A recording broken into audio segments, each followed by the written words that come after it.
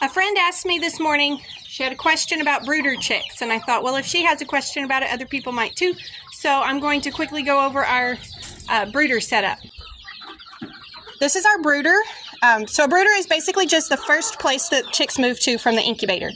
So there's currently somewhere around 40 chicks in here. We are not currently using a heat lamp for them because it is 90 degrees and they don't need one. We have a wire floor on it, so droppings fall through, and also any water that spills falls through, and we don't need any bedding material in here, so it makes it easier to keep it clean.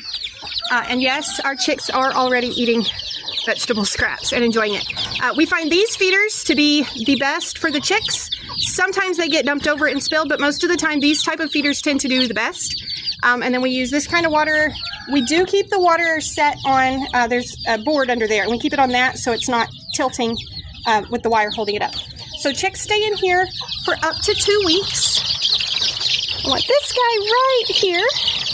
This one is from an earlier hatch, so he's a little bit bigger. So I'm going to go ahead and move him to his next spot. So from here, right now what we're doing is we're moving them underneath the brooder. So we have this extra little space that's wired off. These smaller chicks can come out. They can walk through this size wire and they can come out. But then they can also run back in there and get away because this pen also contains some larger birds. So we've got some roosters still in here. These are growing out. The pullets from that age group that's the biggest in here have already moved over to the pullet pen. But the roosters are still in here. And then we have even these guys in here. And when you have a big size age gap, you tend to get chicks that get picked on. So like the roosters would normally be coming after these, but what we found is by letting them kind of start out with a little space they can run back into and hide, we're getting less of them picked on and killed this way. I did lose one the other day that I'm guessing just couldn't remember where this was, but we have not lost many birds this way this year. So they're moving down into this space. If I have a whole bunch of them that I'm moving at once, I put up a wire that goes all the way across, and I just keep them in this whole end.